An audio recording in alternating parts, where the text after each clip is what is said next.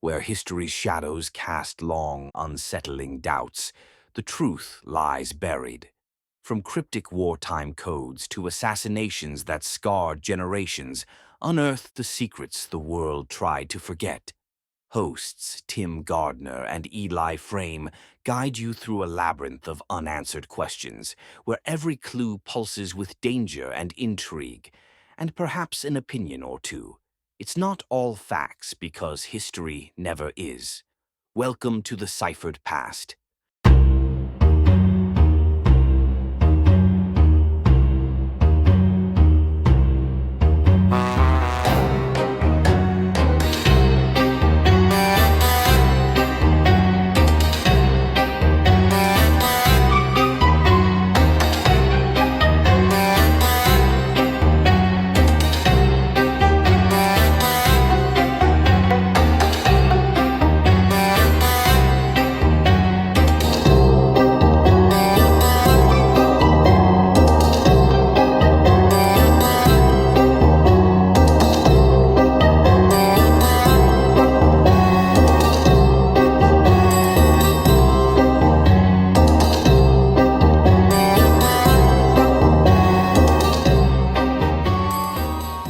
Welcome, everybody, to a new episode of Ciphered Past, episode 58. I am your host, Tim Gardner. Along with me, as always, is Mr. Eli Frame. How are you, sir?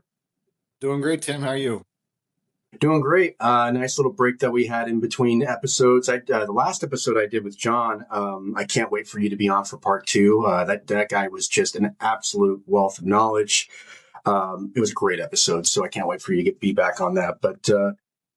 So without further ado, today we have a special guest that we've never had on before. Both of us are a big fan of his work. And without further ado, I'll just go ahead and into his resume here. Brian Edwards began researching the Kennedy assassination in 1969 after reading Mark Lane's Rush to Judgment. Over the next 50 years, he has interviewed Dealey Plaza eyewitnesses, police officers, sheriff's deputies, Secret Service agents, Parkland Hospital doctors, and Navy personnel who were stationed at Bethesda Medical Center. He's on the advisory board of the JFK Historical Research Group and Dealey Plaza United Kingdom Research Group. He has been featured as a presenter at the JFK Assassination International Conference in Dallas since 2000, and he's a co-founder of Project JFK, a web-based repository for JFK assassination-related materials. He has his master's degree in criminal justice, and he served in law enforcement in the Lawrence, Kansas Police Department from 1978 to 2001. He is also an author. He has co-authored books such as Beyond the Fence Line, the eyewitness account of Ed Hoffman and the murder of President John F. Kennedy, Blueprint for Murder, which was self-published in 2017, and Admitted Assassin, the Roscoe White and the murder of President Kennedy. He has several volumes of research cited, included Assassination Science, Murder in Dealey Plaza, the Zapruder Film, The Hoax of the Century, and Final Analysis, The Assassination of President Kennedy. And without further ado, I do want to welcome Mr. Brian Edwards to our show. Thank you so much for joining us today. Well, thanks, Tim, for having me on. I appreciate it. Yeah, this is a great honor. I've been following your work for quite some time, and, I'm actually an admitted fan of yours, of what you've been able to do, unraveling a lot with this Roscoe White story. And I think it's important for our viewers to actually hear where you're coming from today on this.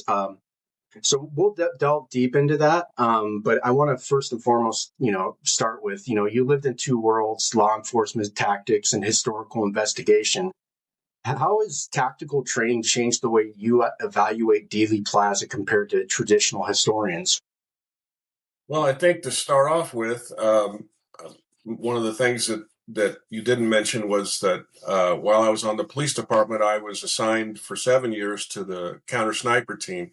And so part of our training was that not only did we shoot every Monday, rain or shine, but we also evaluated, we went through every logistical issue that we might encounter on any specific operation. But I think the Dealey Plaza scenario was must have been a logistic nightmare from the standpoint of how are we going to pull this off? Where are we going to put people? How do we get access to the buildings? What kind of communication system will we need? What kind of credentials will we need for people on the ground that might fool law enforcement? Where are our escape routes? Where's our rendezvous point? Where's our field of fire? Where's our, how do we acquire secure communications that won't be intercepted by local law enforcement? How will the target enter the kill zone? How long will the target be in the kill zone? Where the position of the shot caller is going to be? Will a diversion be required? I mean, you've got a laundry list of things that have to be considered and put in place and finalized before the action takes place. And it must have been, obviously it wouldn't have been overnight. This was planned out well in advance. All these issues had to be evaluated and secured and put in place before Kennedy showed up. So I think from a logistical standpoint, it must have been a nightmare. But when we go out on an operation or a hostage situation or a barricaded subject, we did it on the fly. And this is, Dealey Plaza was a whole different ballgame. It was the assassination of a world leader. So they had to take all those things into consideration. And I just can't imagine, how many people were involved in that. And one of the misconceptions is, well, if there's that many people involved, how come nobody's talked about it? Well, do you honestly believe that if you were involved in something of high priority like this, that you would live very long after the fact? No, they're gonna use you. They're gonna use people who they've worked with before, that know that to keep their mouth shut and will take care of your family, that kind of thing. It's almost like the mafia when you think about it. But yeah, it'd be a challenge today to try to plan something like that. Brian, could you just tell me a little bit about the importance of communication that you meant between teams? When we think of the motorcade coming through Dealey Plaza, we know where it's going to be.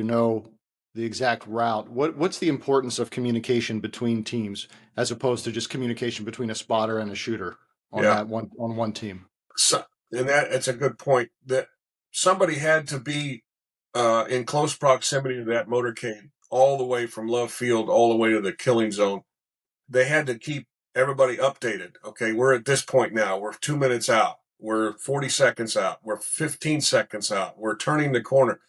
There had to be somebody, I think somebody in the motorcade or along the motorcade route that had communication with the shot caller, who was the commander of the units, the team leader, as you will, of the entire shooting scenario. They had to be updated in real time. Otherwise, everything's going to be off. The timing will be off. So if I was setting this up, I'd have somebody at every other intersection, or maybe if you knew the motorcade route, you just put people on the street with radios, and everybody's going to think that you're part of the security team or Secret Service or whatever. They're not going to ask any questions. And then the information is relayed to the shot caller, wherever he's positioned, and then he relays that information to the spotter, and they tell the shooter, okay, we're 45 seconds out. He's on schedule. He's in the same position in the car as he was at Love Field. Everything is the same. Nothing's changed. But communications was absolutely vital. If their communications broke down, who knows what they would have done, But they knew in advance, whoever they were.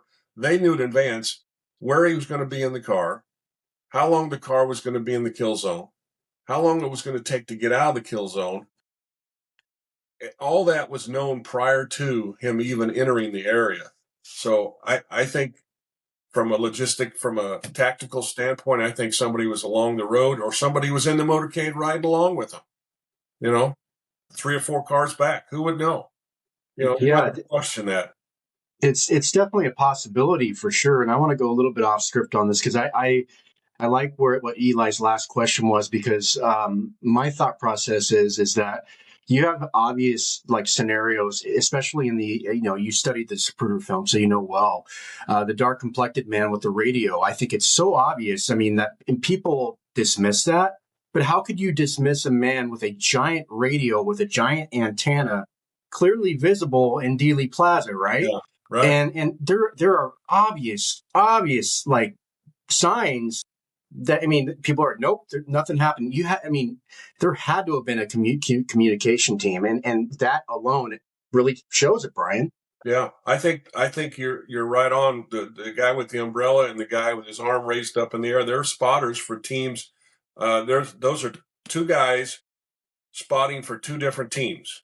The teams probably those teams that were relying on people physically in the kill zone didn't have radio communications, and they were using visual orientation. Okay, the umbrella's pumped up and down, which means he's still up, keep shooting.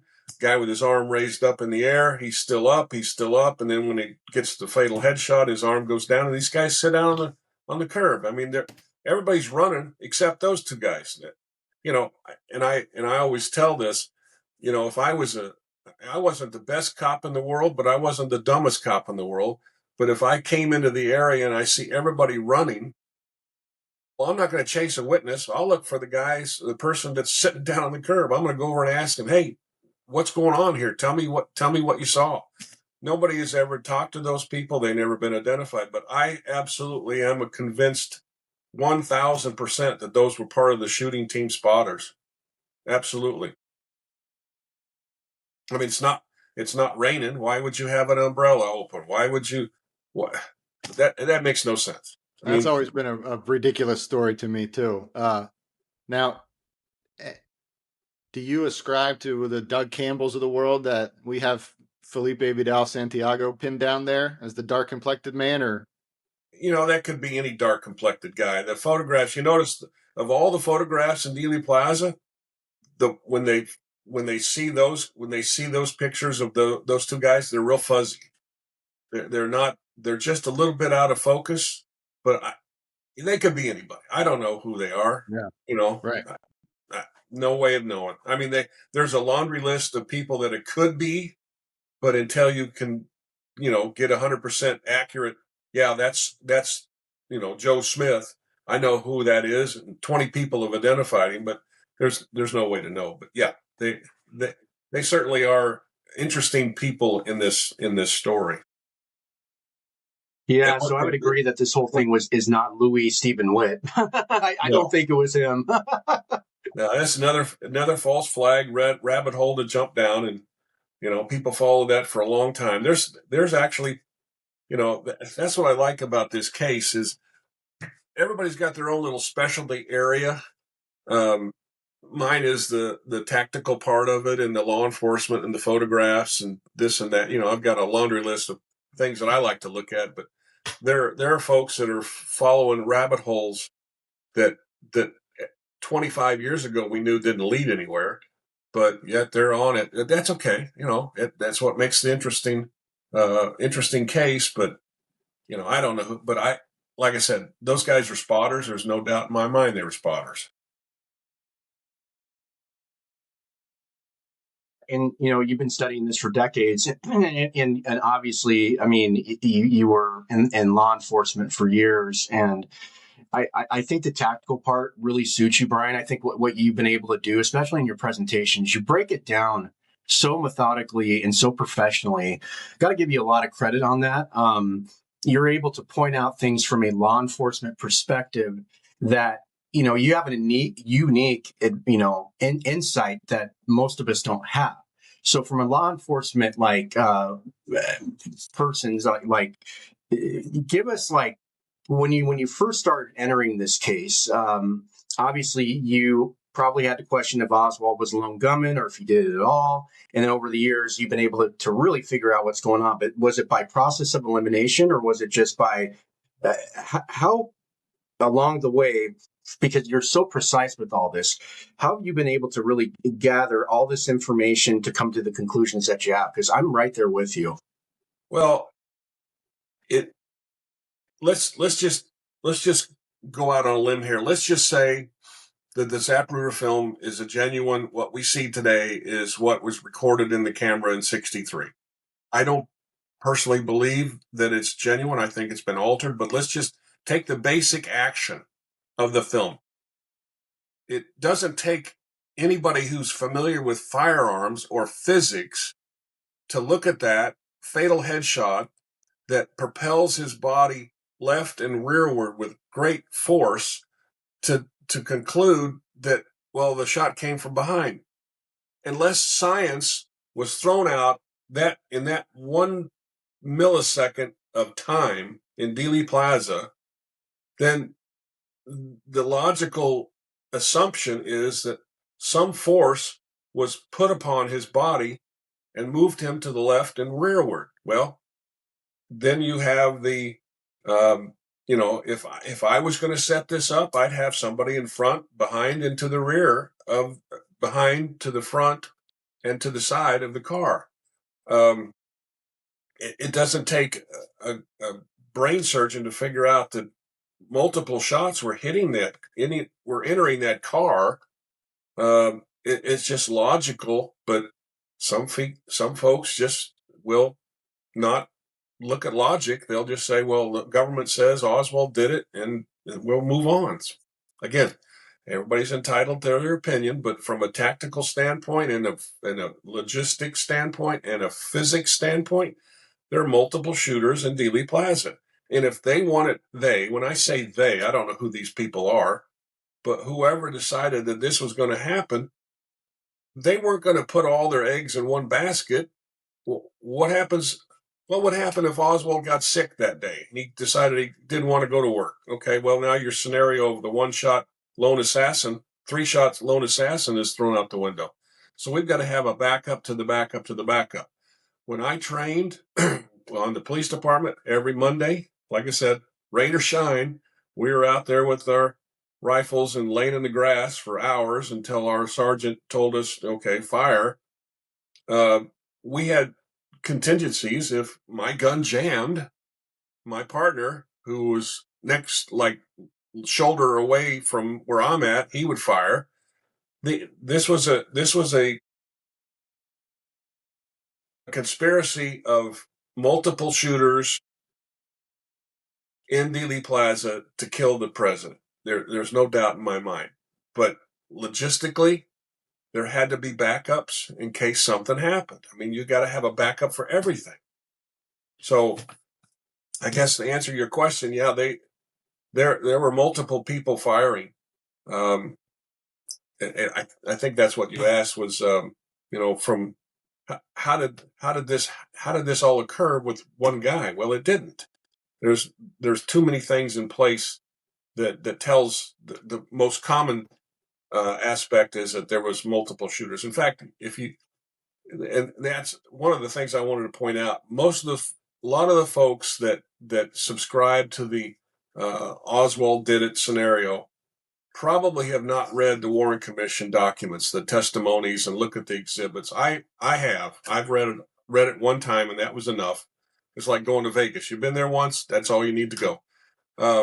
But if you read the testimony of William Greer, the driver, he told the Warren Commission counsel that bullets were coming into the car like a bunch of angry bees. Well, that sounds like more than one bullet to me. I mean, but again, people don't read. In fact, Alan Dulles said that. People will not read. I read. In fact, quick sidebar, I decided I learned that the Warren Commission documents, the 26 volumes, was here at the Federal Repository at the University of Kansas.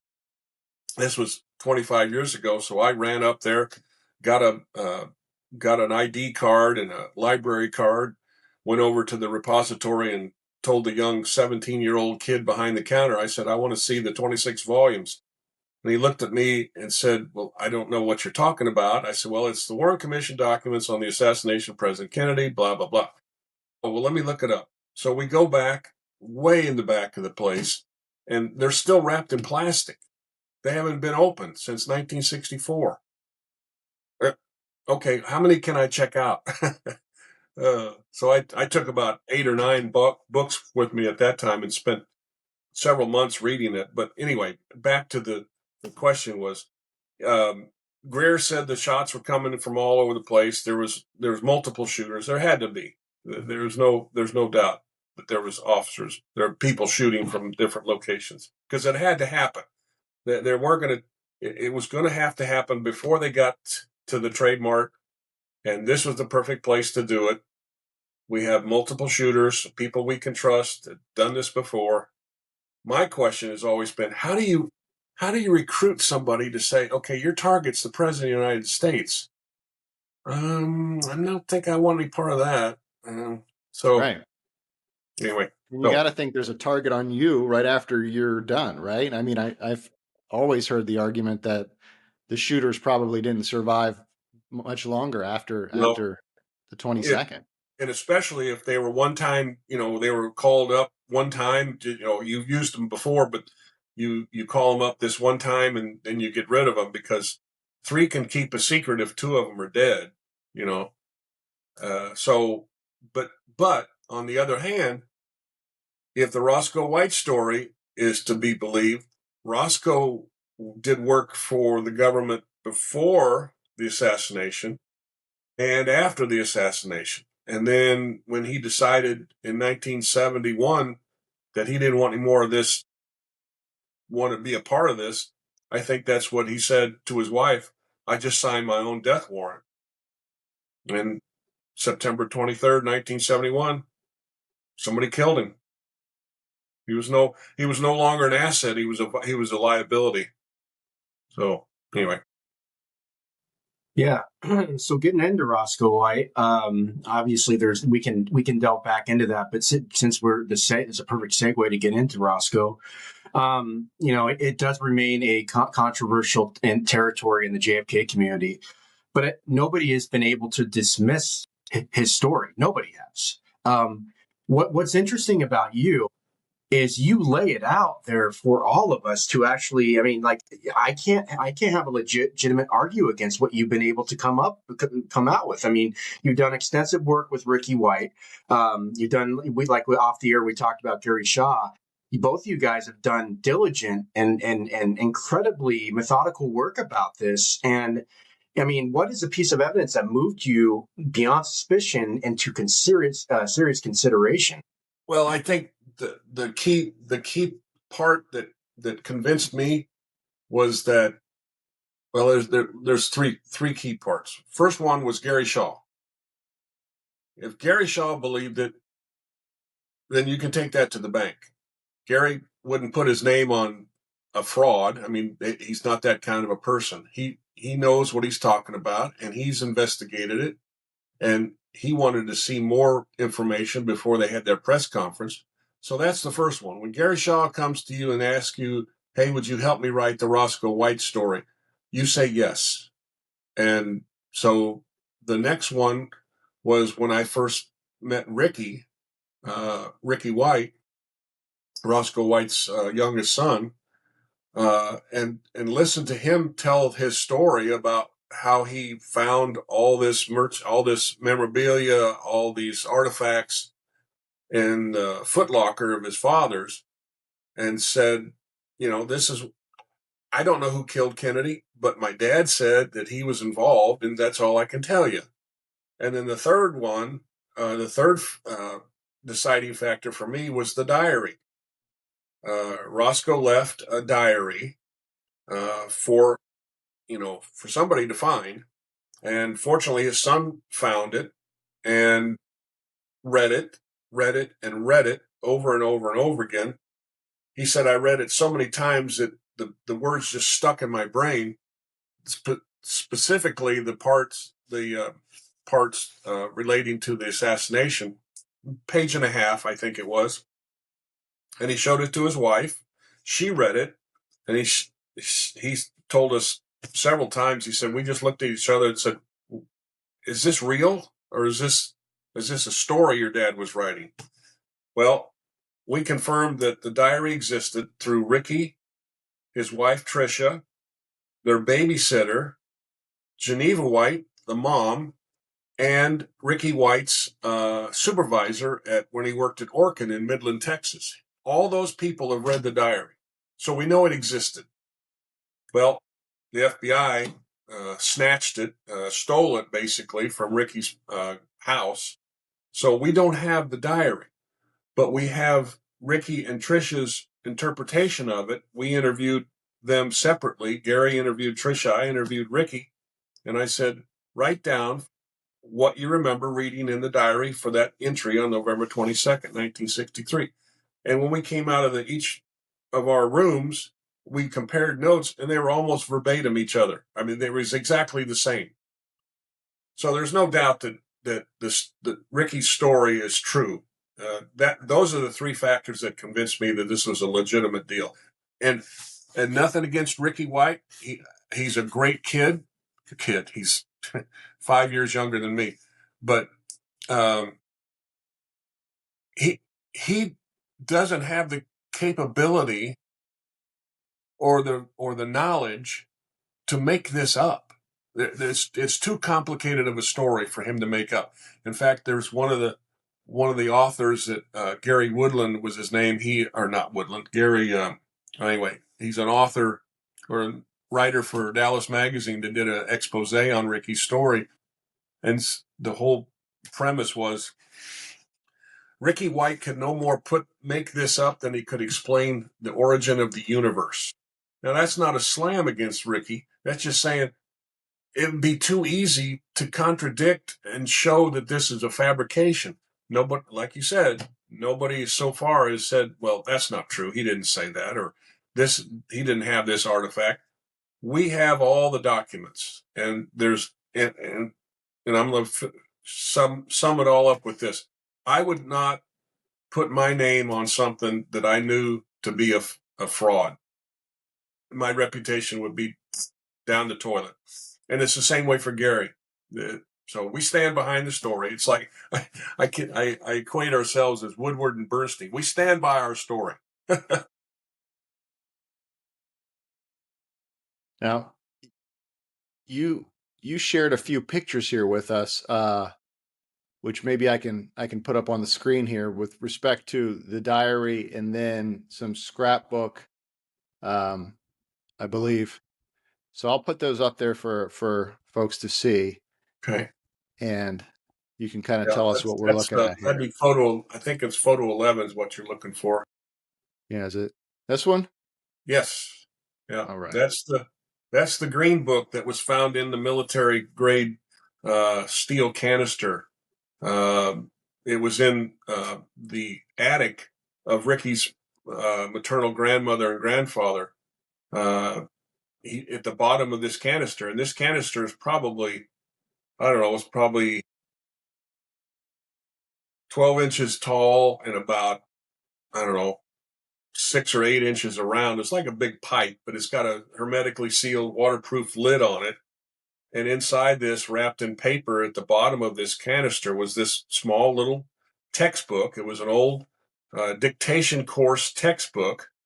And Roscoe had taken, well, I should say, somebody who had this book in their possession ripped out about the first 60 or 80 pages, or 180 pages were missing, actually. It was 180 pages were torn out of the book, and it left about 62 pages. And Roscoe took that book, again, we believe it was Roscoe, took this book, turned it upside down, and then glued newspaper clippings of events relating to the assassination in the book, and then made scribbles or in pencil notations or numbers or some type of code. Those are the things that we can't figure out. We don't know what those numbers mean, but we do have many of the pages that were written in Roscoe's handwriting. In fact, Ricky verified that that's my dad's handwriting, and they were all in pencil. And if you show the next picture, the photo number 10 or whatever it is, the next picture in the This one? scrapbook. Yes. That on the left is a picture of Oswald in custody. And then underneath that is some writings that we can't quite make out, except what we do see is the word Amos Ewins, Amos Euins. That was a witness to the assassination, a young 14-year-old boy who was one of the witnesses to the assassination, was standing out on the street when he saw what he believed to be a man in the sixth floor window with a rifle. And on the next page, the next page after that is a picture of Lieutenant Day. Not that one. Go back one. Lieutenant Day holding the rifle that was found in the book deposit, supposedly found in the book depository. And underneath that, Roscoe had written in his own hand, in pencil, 7.65 Mauser, our gun, use, kill, President Kennedy, November 22, 1963. I mean, I don't know what is he saying that that's our gun? Who's our gun? I don't know. But the book is full of little hints and ciphers like this. It's just amazing. And the next, I think it's the next picture you have. These three people, there's 4 pictures on these 2 pages here. We have identified 3 of these people, positively identified 3 of these people as the picture of the man at the top with the eyeglasses and the light colored hair. His name is George Bodeker. He and his father built the first ice cream plant in Dallas. George was a 33rd degree Mason. Roscoe was also a 33rd degree Mason, but at a different lodge in Dallas. And Bodeker was a member of several of the prestigious social clubs in Dallas.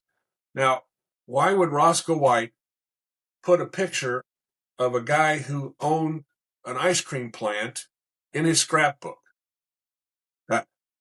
That's a puzzle.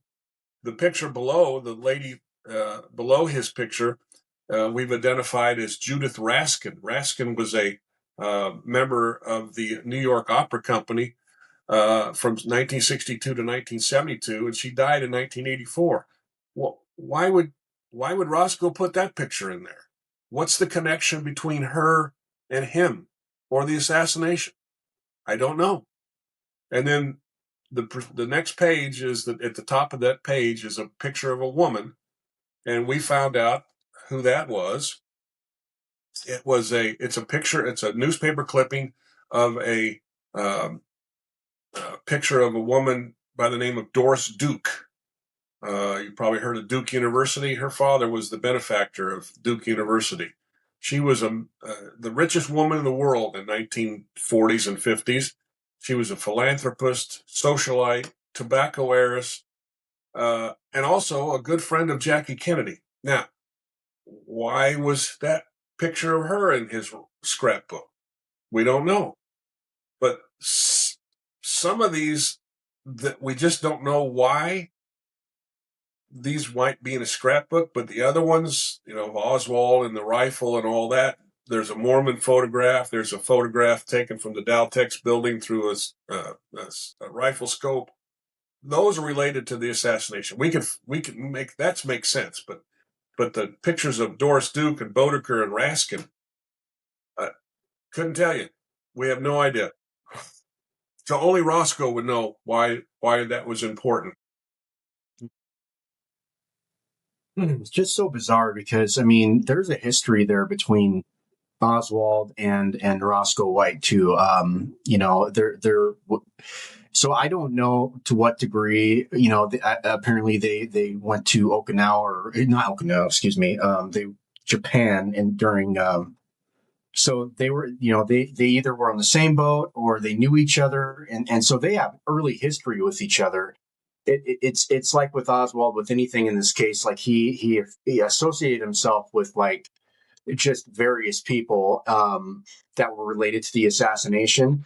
And what makes things so crazy for me and learning about Roscoe White is that, even the fact that he was a cadet officer in 1963, in the fall of 63, for the Dallas Police Department. There's so many coincidences that line up here.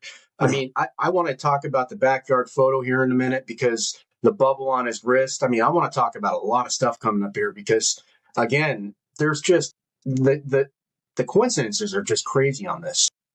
Yeah. At what point is Jim Marr's famous quote? At what point does coincidence turn into a conspiracy?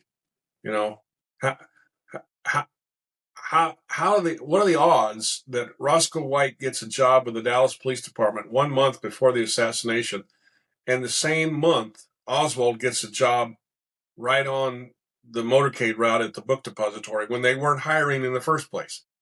So you got to look back and see, all right, who's pushing this agenda? Somebody above our pay grade is moving these people around like pieces on a chessboard. Okay, you're going to be here, and then this is going to be over here, and this will be in place when you're ready to do this. So, it's like, who are these people working for? Who is Roscoe working for? Is Oswald working for somebody? We don't know, but somebody's moving them around. And what's really interesting to me about the Roscoe White story, and I keep going back to that because it keeps me up at night. One of the questions you asked me was, what keeps me up at night? One of them was, what was Roscoe White doing from the time he got hired, which was on October the 5th of 1963. He got hired by the Dallas Police Department as an apprentice policeman. I don't know what an apprentice policeman is, but I guess it's like a rookie, I guess. But what was he doing between October the 5th and December the 4th when the academy started? When I was hired by the city of Lawrence, I was hired on a Tuesday. I was given notice on a Tuesday, and I was told on a week from Friday would be the day that you show up at the police station to get your sworn in and get your uniforms and all that sort of thing. And then the Monday following would be the academy. Well, I had no police power until I got sworn in, so I couldn't carry a gun. I couldn't arrest people. I couldn't stop people or any of the law enforcement activities. I couldn't do any of that. But what was Roscoe doing between the time he got hired until November 22nd? What was he doing then? Well, the morning of the assassination, Geneva White, his wife, said that Roscoe left the house at about 7 o'clock in the morning in plain clothes. He was wearing a shirt and tie, but carrying his uniform and gun belt on a hanger. The academy doesn't start until December. Where are you going? And when the HSCA investigators came to Dallas, or came to interview Geneva White, they asked her specifically, what did your husband do for the police department? You know what her response was? I don't know. What do you mean you don't know? Is he a cop or is he not a cop? Some people have speculated that, Roscoe was assigned to the homicide unit as a photographer. Well, he had no training as a photographer that we could find. We even filed Freedom of Information Act lawsuits, tried to find what, in his military records. There's no evidence that he was in photography. He was a mechanic, and he was an artillery guy. So where did he learn to take pictures? Where did he learn to process photographs? Nobody knows. So what was he doing between that time until he got assigned to the police academy? Nobody knows. I asked Ricky. Of course, Ricky was only 4 years old when the assassination took place, but before Roscoe died, he knew his dad at least until he was 11 years old. And we asked Ricky, what did your dad do for the police department? He says, I don't know. Nobody knows.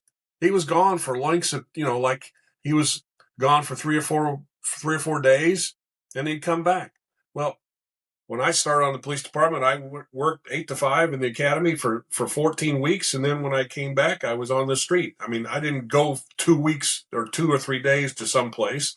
So somebody was moving him around part of the time in the police department. I don't know what he was doing, but maybe he was doing things that he shouldn't be doing and nobody wants to talk about. But if you look in the book, Admitted Assassin, we've got all the records from the Dallas City Hall, and we published or showed what records that they did provide for us. There's no commendation, there's no complaints, there's no salary, there's no basic things in a guy's personal file. But we do have his background investigation, his emergency contacts, his payroll for the first 6 months, and that's it. There's no other. When he was in training, when I was the field training officer, every day I had to document what we did and how my recruit did and all that. None of that's in there. We don't know. Sort of rings a bell, Eli, right? About Oswald. You can only get so much Right. on Oswald, but you can't get the meat and potatoes, right? And that's interesting with a lot of characters, right, Eli? In this case, I mean, it just seems that we can get so much, but we can't. It's like even with AI systems. I design AI units and agents, and that commercial agents will only get you so far. They'll only give you literally the generic vanilla type stuff, and that's too bad. It really is.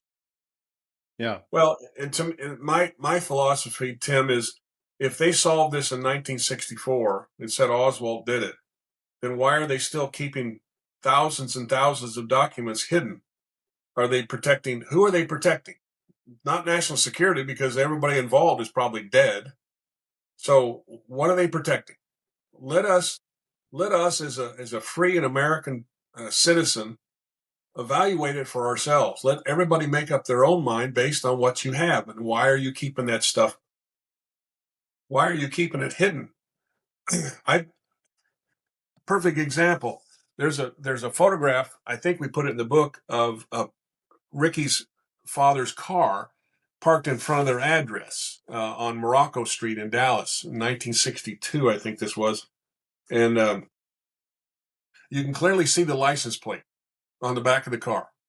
So I submitted a Freedom of Information Act to the FBI and a request to the Dallas County Department of Motor Vehicle to see who the registered owner of that vehicle was. Now, we already know it was supposedly Roscoe White. FBI came back and said, well, that's not our jurisdiction, so you'll have to talk to the local people. So we already did that. So the response I got in an email from the Department of Motor Vehicle was, are you ready? This license plate is not on file. What do you mean it's not on file? It's right there on the car. So I called and talked to the supervisor of the Dallas Motor Vehicle Department in charge of old, archive section. And I said, here's the license plate. I don't know if you got my email. Who's the tag belong to? Oh, well, we've searched for that. And, back in the 60s, we used 3x5 cards to register vehicles in the city of Dallas. And it probably got lost. I said, do you have the license plate for the one after that?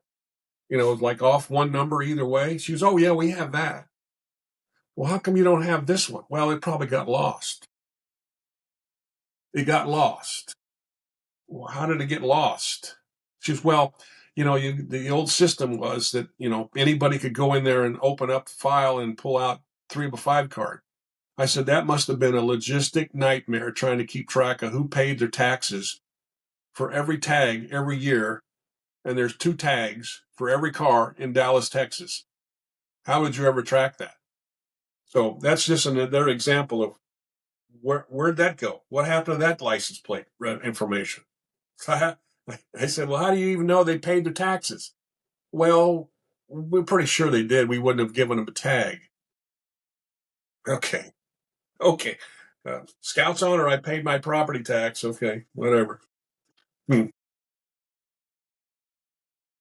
It's a funny story. It really, it keeps me going and all the time. Just always learn something.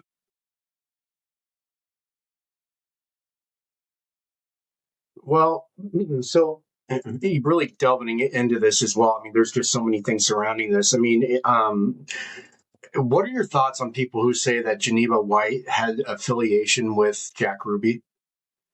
There's no doubt that she was. She was hired. The story is that Roscoe got her a job. She had got hurt at work. She was a waitress at a place called the Cattlemen's Club in Dallas as a waitress or greeter or whatever it was. And she got hurt. And so in order to supplement their income, the story is that Roscoe got her a job at the Carousel Club because apparently he knew Jack. And so there's a photograph that we put in the book of Geneva showing, what she looked like in a skimpy outfit. She wasn't a stripper. She was what they call a rail girl. She was she would serve the cigarettes or the cigars or whatever it might be, greet the customers kind of thing. But when Ricky saw that picture, he said, "That's my mom. There's no doubt about that. That's my mom." And so when the HSCA guys came to Geneva to interview her about, the Roscoe White story, they had that picture. It was out of a magazine. Somebody published it in a magazine. And Ricky told us that his mom told him before these guys get here, if they show us that picture, you deny that it was me. And so when they showed it to her, she goes, "Well, I don't know who that is. I don't know anything about it." And Ricky said, "I was biting my tongue because, Mom, that's you. We all know it's you." So it's clear that in that association, that thread, that it's clear that Roscoe had some knowledge of who Jack Ruby was. And this Geneva story is that later on, she overheard Jack and Roscoe talking about the assassination, and she heard the name Helen mentioned, and Roscoe had been suspected of having an affair with a woman named Helen. We don't know the last name. And she burst into the office of Jack Ruby and said, "What are you talking about? And what did you get my husband involved in?" And long story short, Roscoe told Jack Ruby, "Don't threaten my wife or I'll take you out." And so the idea was that, well, we've got to do something. She can't be left alive to tell the story because, it would jeopardize everything that we worked on. And so Roscoe, according to Ricky and his mom, came up with this plan that they were going to send Geneva to a psychiatrist and have her be subjected to electroshock therapy to erase her memory.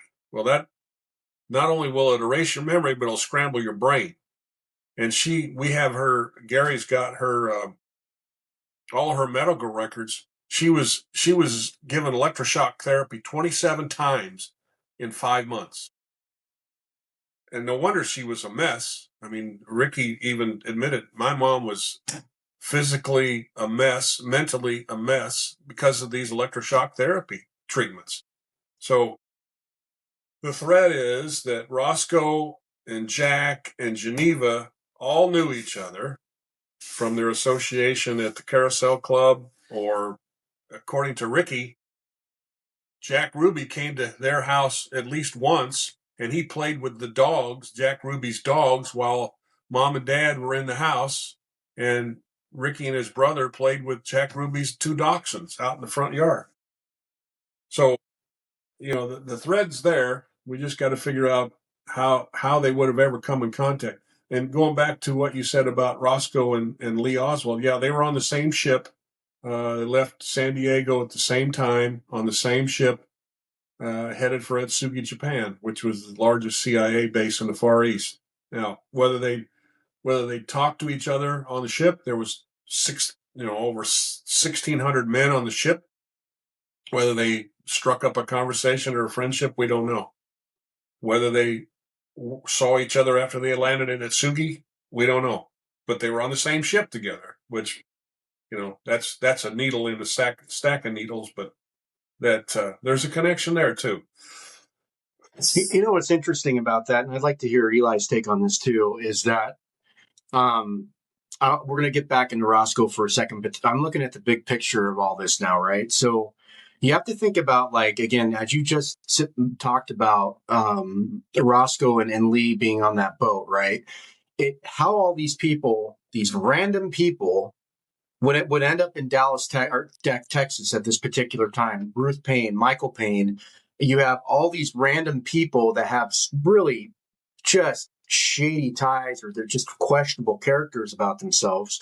You mentioned perfectly in the interview earlier how Oswald got this job, but literally right in front of this parade route, which is crazy. And of course, you get Roscoe White basically becoming a police officer a month before the assassination. And then, you look at all these just characters, Buell Wesley Frazier, and all these just people that really, the curtain rod story, all this stuff is just so bizarre.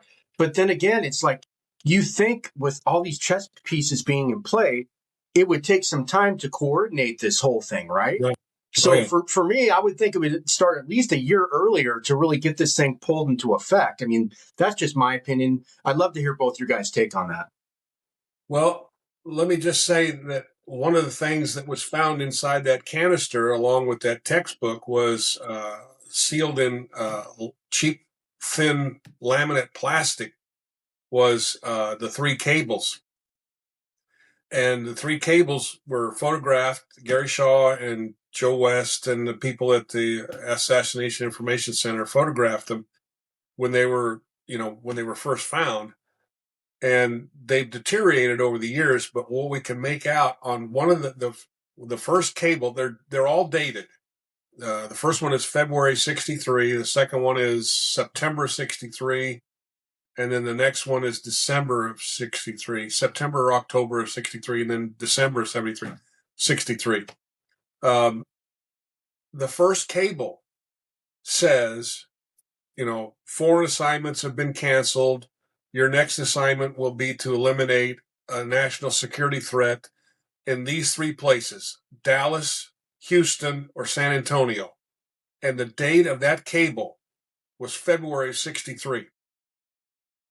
Does that mean, and I'm just rhetorically asking, does that mean in February 63 they knew they were going to kill Kennedy and that he was going to visit those 3 cities?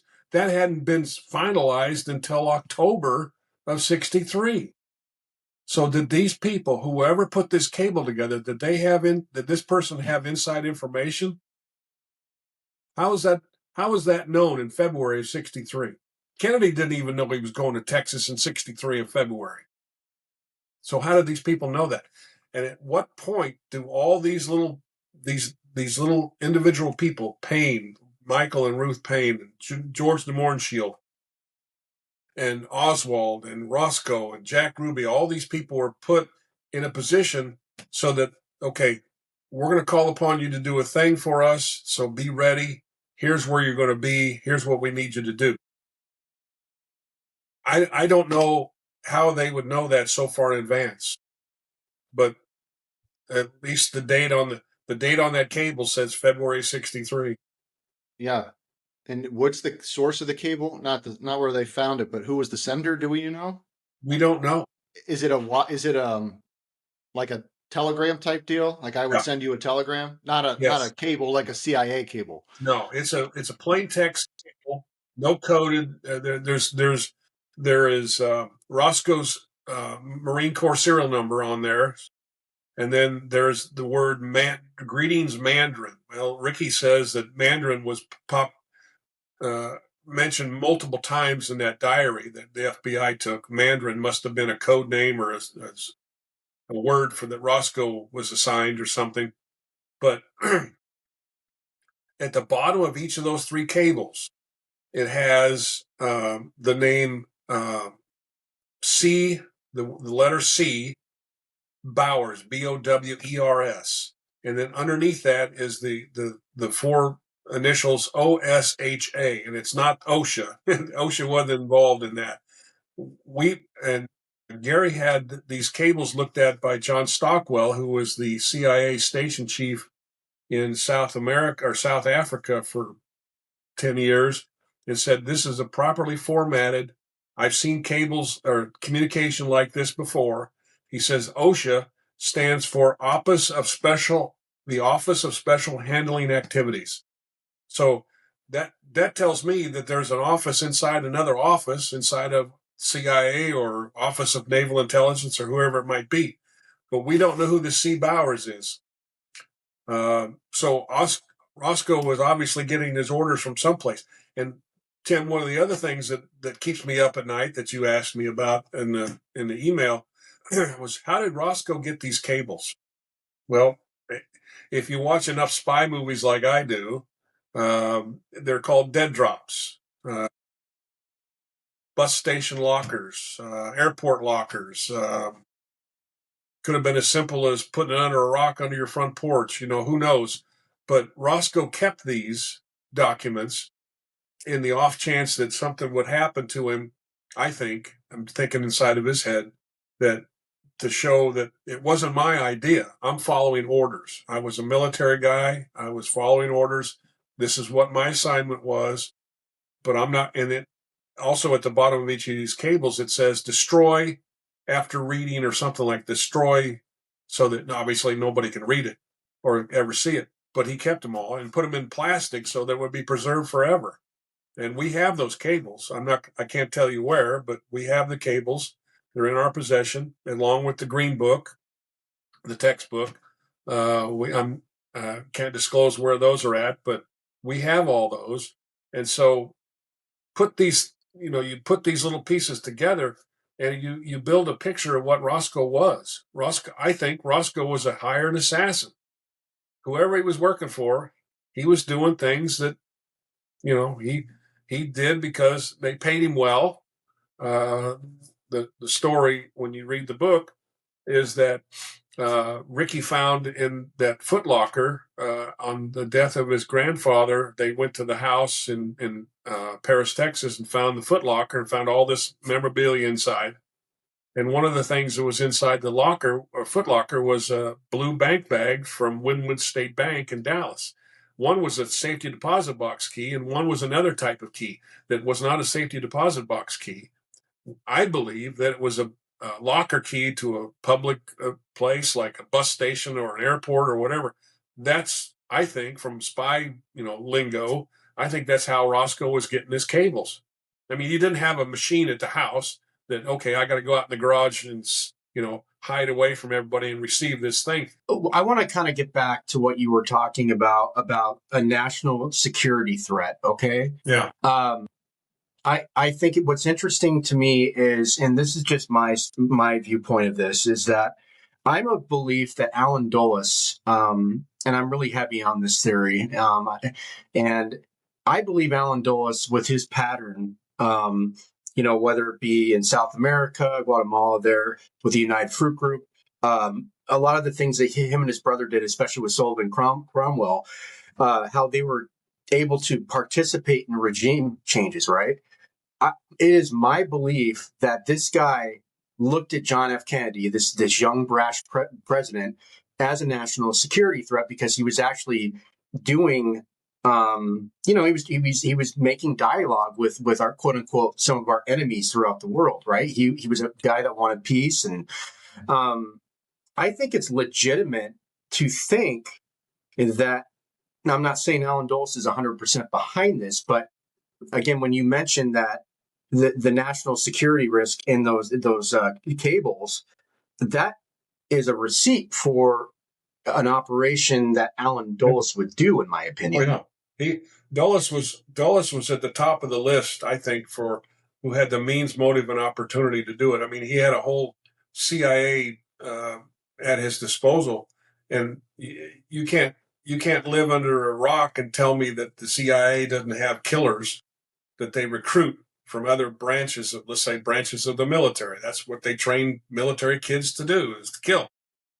So Dulles was right at the top of my list as far as giving the go signal to have this operation done. Now, for me, where it started, who put it together, That's a good guess. There's Lansdale is always the top of the list. E. Howard Hunt is probably a part. Uh, Richard Bissell, any of the top folks in the CIA certainly had the training, knowledge, and forethought to say, okay, what do you need us to do? We'll go along with it. Here's what we have available. You tell me what you need. I think it was probably just as simple as that. Somebody said, hey, this guy's got to go. We can't wait for him to get along with the Russians. We're fighting the Russians. We can't, he was going to pull out of Vietnam. I mean, there's a whole litany of things that were going against Kennedy that whoever was in the elite said, no, we can't have that. And, bullets are pretty cheap. We can't wait for the ballot. We got to take action right now. And I love the movie Executive Action. If you've seen that, that's one of my top 5 movies of the Kennedy assassination. There's a bunch of old white men sitting around going, he's stirring it up, and we can't have that. It's not our agenda. So we gotta take him out, and it's probably just as simple as that. But the part about putting something on paper, people are always diving in. What's the latest document dump? I have no interest in looking at documents, because how do you know how long they've been? When were they put in there? 2 weeks ago? 4 years ago? We don't know who these people are unless you know the code of what these things are saying. Then they're useless. John Newman is probably one of the only people that can understand and decipher national security memorandums and FBI transcripts and CIA cables and all that, because he's been there. But that's somebody else's part of the case, so I'll let them do that. But you're right. Alan Dulles was certainly at the top of the list of the food chain as far as who could pull this off.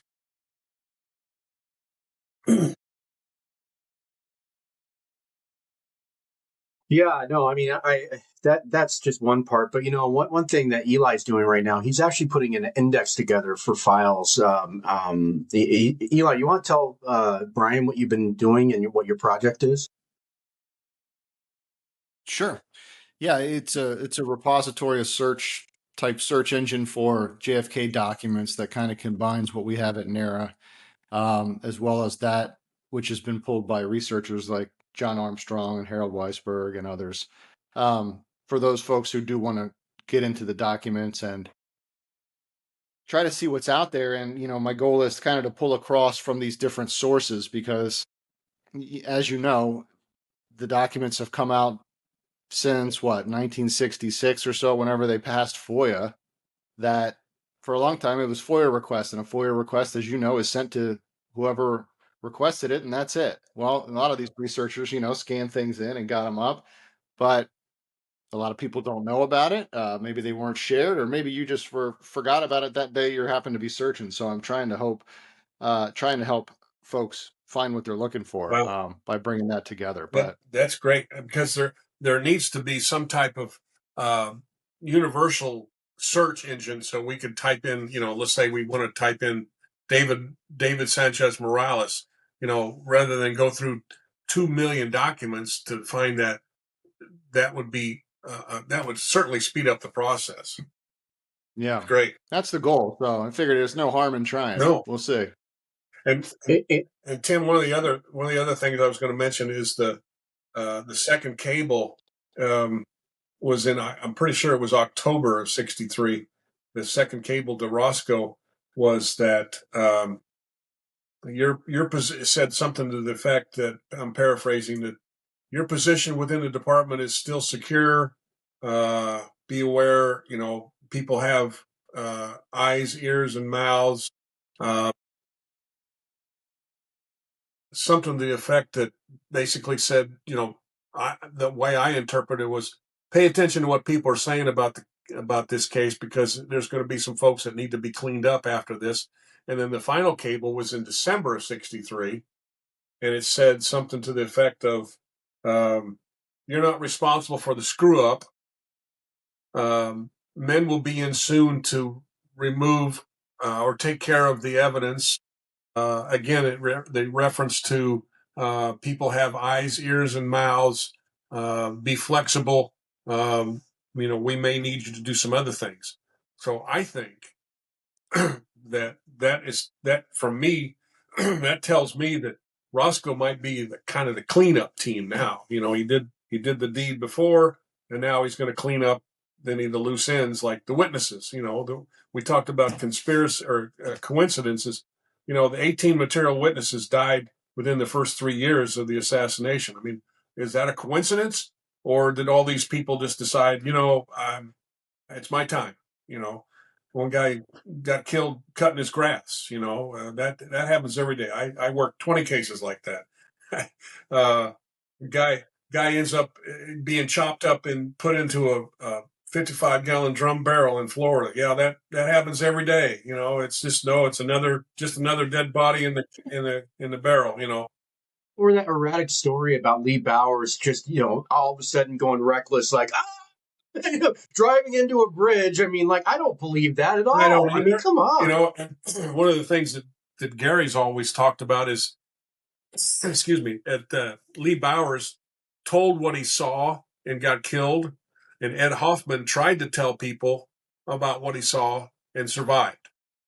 So, and Ed Hoffman was a deaf mute, and he couldn't tell anybody, so that was probably a godsend for him, because he'd probably been killed too.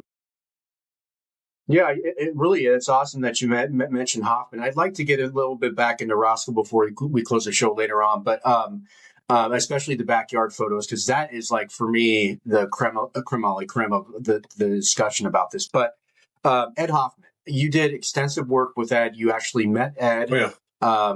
Multiple times. Yes, and his story is really fascinating, just because the fact is that people, I mean, I've heard from one side, the other's opposite side about this, is that Ed was, trying to make money and all this other type of stuff. But I mean, again, this guy literally, I mean, I never got that impression whatsoever. He seemed like a very, very honorable man. I mean, like, he was a very, how do I didn't know the guy, but from what I've been able to see, he was a very vulnerable, kind of a sweet man. Like a very sweet man, and he was easy to take advantage of, like an old person, like an older person that, and so let's talk about Ed. Let's talk about, like, his account with the gunman behind the grassy knoll, his recount of that. Tell our audience about that, because I think it would be really fascinating from your standpoint, who's done extensive work with Ed, the late Ed Hoffman. Please talk about that. Okay. Well, first of all, I first learned of Ed's story after reading Jim Mars's account in Crossfire, and unfortunately, it was only about maybe half of a page. And I thought, from a law enforcement standpoint, here's a guy that's trying to tell his story, and nobody will listen to him. So I made it a point to drive to Texas and meet the man. And within the first 30 minutes, I mean, I fell in love with the guy. He is the most humble, meek, sincere. He's like an elf, and what really burns my cookies is, people say, well, he's in it for the money. He didn't make any money. I didn't make any money. Unless you're Stephen King, you ain't going to make any money on this case unless you write 300 books a week, or whatever it might be. Anyway, back to Ed. So I drove to Dallas. And I went to Grand Prairie and went to the floral store where he and his family owned, and basically introduced myself, told him I was from Kansas City. I'm a researcher. And I says, I'm just interested in your story. He tells me the story right there in the floral shop. Whoa, that's a lot more than Jim Mars put in his book. And fortunately, his daughter was there, who was a level 5/5 court appointed, court registered, certified American Sign Language interpreter. So whatever Ed told her, she told me. So when I say Ed told us this, well, we had to go through an intermediary. But anyway, he tells me the story. And so I said, well, I've got to know more. So we went to Dealey Plaza, and he showed me where we walked around Dealey Plaza. And we walked behind the picket fence, and he pointed to where he was standing that day on the Stemmons Freeway. We didn't go to Stemmons Freeway because it was too busy. But he told me the whole story. And I asked his daughter, I said, why hasn't somebody written more about this? And she just kind of shrugged her shoulders. I don't know. So I got with Ed's minister, Ron, and I can't think of his last name, but he's was Ed's minister and confidant. And we sat down and just asked him, I asked him specific questions. I wrote down specific questions. Did Ed see this, or what? How did Ed describe this to everybody? And so we basically struck up a friendship. And every year, when my Casey Quinlan and I, the co-author of the book, he was a high school teacher in Kansas City, and every year we would take 50 or 60 high school kids down to Dealey Plaza for the weekend. If you have a chance to do that, don't do that. it's a nightmare. But anyway, so Ed was always the first person to volunteer to talk to the kids. And, he told the same story every time. I bet we had Ed talk to our kids 20 times, and he told the same story. So one of the times that Casey and I went down to visit him, I had a list of prepared questions that he hadn't been asked before. And I asked him specifically, tell me about what the people were wearing behind the picket fence. And he said, one of the guys that had the hat on, that was the one running down the fence with the gun, said it looked like he had a camera around his neck. He had a fedora hat. He had a business suit on, a light colored business suit. He was standing next to a man who had a dark uniform on. He said it was a uniform because it didn't have a sport coat. He didn't have a hat. And he said it was dark. The uniform was dark color. And he said when the guy in the suit took the rifle, the man that gave him the rifle turned, and I could see him. It was a uniform of a Dallas police officer. And we'd never heard that. I didn't know that before. And so that got me to thinking, well, why was there a policeman behind the picket fence when none were assigned to that position? And so Casey and I wrote the story, and Ed tried to tell the FBI. He tried to tell the Dallas police. They didn't believe him. They, shoot him away. But over the years, we looked at everything that Ed said that he saw and corroborated it with either photographs or statements of everything that he said. And there's no doubt in my mind that Ed Hoffman is probably the most sincere witness I ever talked to. I had just come back before I went to see Ed. I had just completed an 80-hour interview and interrogation course sponsored by the Kansas City, Missouri Police Department. And so I thought I knew everything about interrogating people. I mean, I'd look for visual traits of deception and all that. I had all this stuff. And when I sat down with Ed, I didn't see any deception. The guy's telling me the truth. There's no reason for him to lie because he wasn't going to be a millionaire because he told his story. He wasn't going to sell thousands and thousands of books. He was just wanting to tell what he saw. And so one of the things that really struck me about Ed's story was that the following weekend, the weekend after the assassination,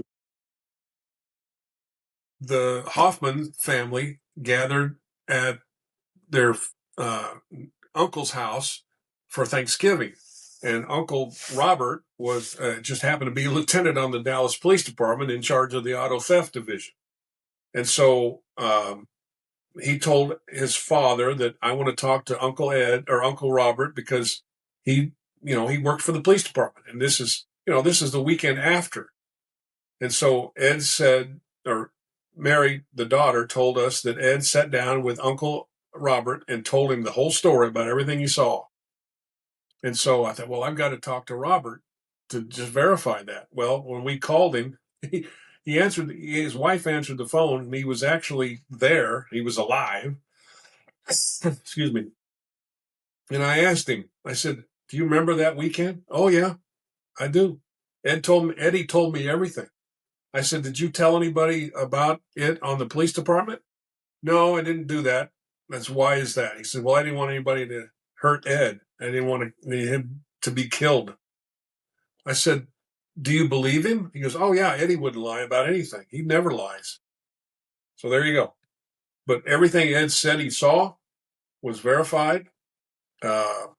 Secret Service reports about the rifle. Ed was the first civilian, other than the outside of Dealey Plaza, to see the back of the president's head was blown out because he saw it in the car as it went underneath the underpass, came out from underneath the underpass. He saw that. So how did Ed know that? How did Ed know there were 18 to 20 people standing on the triple underpass? How did he know there was a police officer behind the picket fence encountering a man with a suit? How did Ed know about? Well, let's see. There's 8 or 10 different corroborative facts that Ed said he saw that have been verified. So as far as Ed's story being falsified and speculation is that he made this stuff up, I don't pay attention to those people because I know the truth. He told the story that he saw and he wished he had, wished somebody would believed him. And so when we finally got the book published and gave him the first copy, he started crying. He just thought, man, now it's in print. I miss him. I tried to every year we'd go down there and I'd bring in KU stuff, shirts, sweatshirts, whatever. I was converted him from a Texas Longhorn to a Kansas Jayhawk. So I don't know if he held that against me or not, but I miss him. He was a great guy. I called him my dad, my Texas dad. He thought that was pretty neat. Between Ed Hoffman and Roscoe White, what do you think it is that has drawn you to these stories of, we all heard the names and we've all heard the names, but it gets a lot of negative press, a lot of backlash from some people in the research community. Is there something particular that has drawn you to characters like this? They were not heard. Their voices were not heard, I think. And from an investigative standpoint, I still consider myself a cop. I mean, my wife will get on me all the time. Well, why do you care about that guy doesn't signal is in lane change? Well, because it's law. So it's kind of the same. It's kind of the same way with these stories of these folks who are brushed aside. Well, you don't know what you're talking about. You couldn't have seen what you saw, or you don't know anything about the case. That motivated me to go deeper, to find out who these people are. What kind of people, who would make up a story like that? I mean, it's like Ricky White. Why would he make it up? I mean, it's not going to benefit him. He's not on the news. He's not, in every magazine and not on every television station. It's the little guy, I think. And from an investigative standpoint, it's those key points that people misunderstand, and then so we have to go back and clarify. Okay, this is what he said. This is what actually took place. So put that in your reality versus your misconception. And I have to I have to stay off the internet because there are people out there that cut down everything. Ricky White doesn't know what he's talking about. Ed Hoffman didn't see what he saw. Gerald Posner even wrote that in his book. Ed Hoffman could not have seen what he saw. Well, unless you're inside his head looking throughout his eyes, how do you know what he saw? And so, yeah. And I like what he said about Aquila Clemens. He basically said that she had bad eyesight, and I believe he also said she had diabetes. I mean, who in the hell would say that type of crap? I mean, that right there. I mean, like when you make fun of somebody and you try to discredit somebody by either their appearance or their handicap or something like that, it literally shows you the character of a person that you are. You know what I mean? Yep. So sorry, I didn't mean to interrupt you, but no, that's good. Look at the story. Hopefully, your listeners are aware of the story of Arnold Rowland and his wife were standing on Houston Street on the east side of Houston Street when before the motorcade showed up. It said that he looked up and saw in the west window of the 6th floor a man with a rifle who would step in and out of the shadows, and the rifle was against his chest, and he could see that clearly. And then the motorcade showed up, and he didn't see the guy again. And when he testified to the Warren Commission, they asked him, didn't ask him that question. They asked him, when's the last time you were in trouble with law enforcement? When's the last time you had your eyes checked? Well, regardless, I would not have been a very good witness to the Warren Commission. I would have said, that has no bearing on what I told you. I'm telling you what I saw. If you don't want to take that, that's fine, but don't get into other stuff. I mean, who cares how long I've been in, when's the last time I had my eyes checked? Who cares? That's not important about what I told you. And so that's the kind of investigation they filled up 26 volumes of nonsense, and 1% of the, actually Walt Brown did a great study on the Warren Commission documents. Less than 1.5% of the entire 26 volumes had to do with something directly involved with the assassination of President Kennedy. The rest was what Walt called hamburger and a Coke. It doesn't make any difference of what that information is. We don't care. It's not relevant. So I look at, and I guess I'll finish with this. What I'd like to look at is from a court proceeding. Tell me what you know. Tell me what you saw. And if I can refute it or if I can confirm it, then I'm going to accept it. And for example, the 59 witnesses in Dealey Plaza who all told law enforcement or FBI that the limousine stopped for 1 to 2 seconds. Some even said it was stopped for 5 seconds. But regardless, are all those people, those 59 witnesses, are they all trying to get money? Are they all trying to become famous? They told you what they saw, but they were dismissed because, well, the limousine didn't stop. You look at the Zapruder film. Well, why do we know the Zapruder film's correct? Are all these 59 people wrong? They all make it up. They all meet together and go, yeah, let's lie about that. Well, I think you bring up a really good point, because I was going to ask you about the Zapruder film, but what I wanted to, I mean, Eli and I have talked about this on several episodes about the next film and how we see a different vantage point about how slow, or I mean, I don't know if it comes to a complete stop, but I mean, to me, it literally is like really, really slow, and it shows a completely different vantage point from the Zapruder film. What's interesting to me is, and this is why a lot of people speculate that the reason why the unaltered film of the Knicks film is still being kept in the vaults out there is because it either A, shows a gunman, which I don't know about. I don't know. I have no idea. Or B, it actually does show the driver braking completely. Yeah.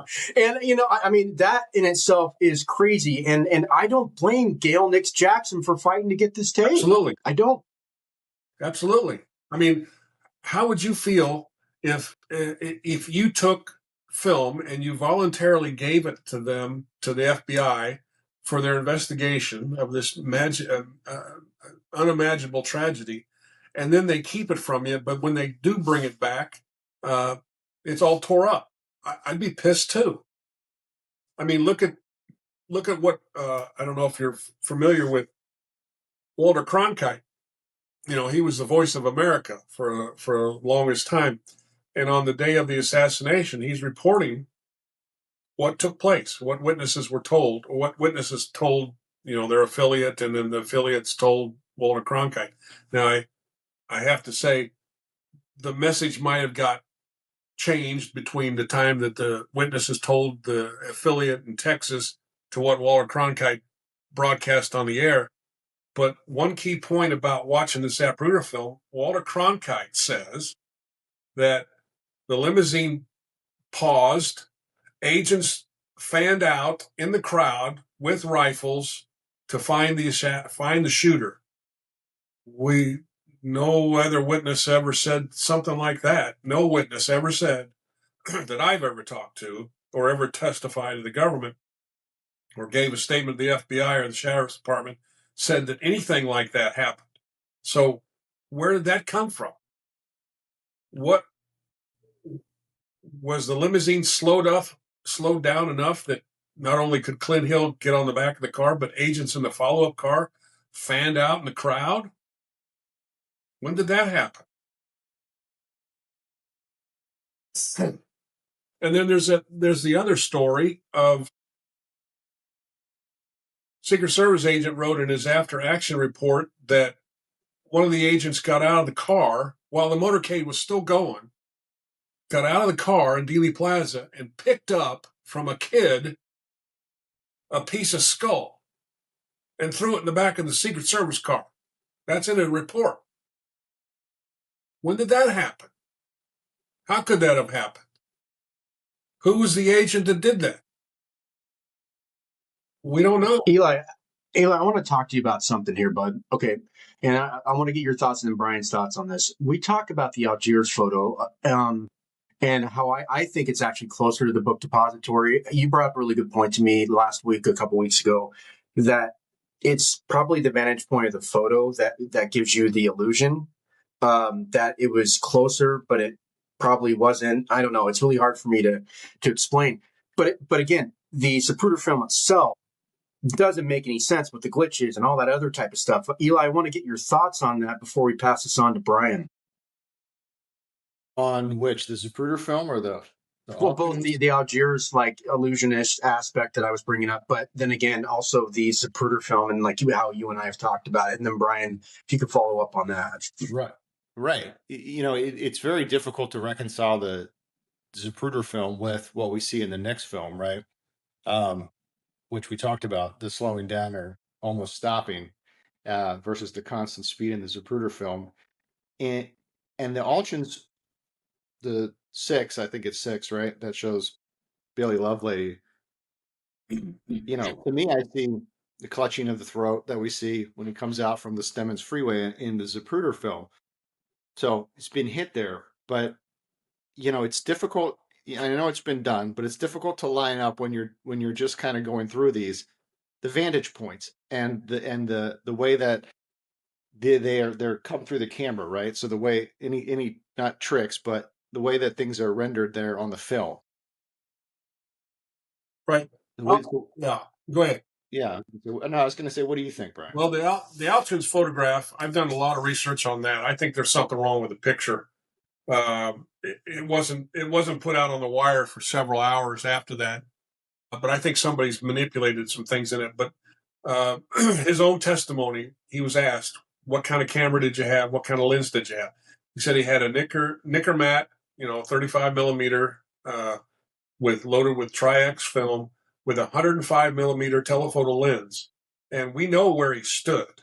And we've gone down there. Jack White has done some great work on that. It compresses the image. Everything is shorter. I mean, it compresses the image, but it doesn't alter the overall picture. It just compresses the distance. Well, you're right. There are things in the Zapruder film that we don't see in the Alkins photograph, and vice versa. There's things in the Alkins photograph we don't see in the Zapruder film or the next film. So Alkins is his pictures are really important. And I think when it was first that Alkins 6 was finally published in the newspaper for the first time, you could see it was heavily airbrushed.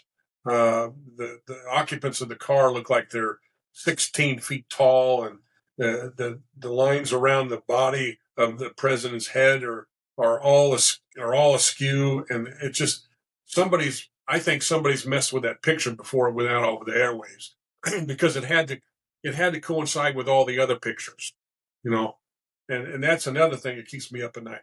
How did they get all these pictures? How did they get ownership, or how were they able to get all the people that had photographic equipment, movie cameras or still photographs? How were they able to get all those and coordinate them to make it all look like the same thing? Well, they didn't. There's images in the Nix film that we don't see in the Bronson picture.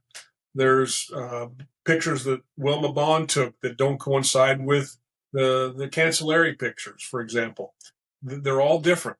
They all should be recording the same event in real time, but they're not. So I think something's happened in the pictures too. The Alkins photograph, one of the things that really stands out for me is if you look at I have the full frame, and I'll send that to you, but I have the full frame negative, a positive print from the original negative, that Charles Brim, one of the witnesses, was there with his son, and Charles is standing 6 or 8 feet back from the curb, and he's clapping his hands at normal, about chest level, but yet the shadow on the ground appears that Charles's hands are well above his head, and it's like he's signaling a field goal or a touchdown. His hands are way up in the air. And the next to him are the shadows of Mary Mormon and Jean Hill. Well, in the Bronson picture, in the Zapruder film, the distance between Charles Brem's left shoulder and the right shoulder of Jean Hill is about 16 feet. Well, in the Alkins photograph, they look like they're standing right on top of each other. So there's something wrong with the photographs, and that's one of my areas that I like to look at is the photographs. Even though some of them have been altered or messed with, that's a good starting point to see. Did you take this picture, and did it look like that when you took it, and did it look like that when you developed it? You remember it looking like that? So there's problems with the pictures. There's problems with films. The waters are so muddy, you don't know where to go. But it keeps me going. It gives me something to do, keeps me off the street, and keeps my wife happy that I'm not doing bad things like gambling or chasing women or drinking. It's interesting because one of the if I want to, or I'm going to put a link to in our channel, our description of this video of the Pascal film, because she gave an interview, and I'm sure you've seen this before, Brian, of talking about what she saw when she took the video footage, right? And she said it was clear that there was a puff of smoke in the video from that. And when you see the public offering of that video, it is dark, it is shadowy. You can't even tell anything. I mean, that is probably the most frustrating thing. When she gave the interview with her attorney, I was absolutely convinced that she had footage of this. I don't know what happened. I have no idea. But when I watched the video, and you and Eli are more experts on this than I am, I mean, when I saw it, I'm like, I don't see any smoke. I don't even know what the hell you're talking about. So again, it kind of wraps this whole riddle of all these other films and all this other stuff. I'm interested in hearing your take on that. Well, the Pascal film, check that I'm right here. She was up on the fourth or fifth floor of the book depository looking down. Is that right? Oh no, she was over in the courthouse looking back to the west or to the north, right? Yeah. Okay. Yeah. Yeah. It looks like mud. What she saw, what she testified to, two different things.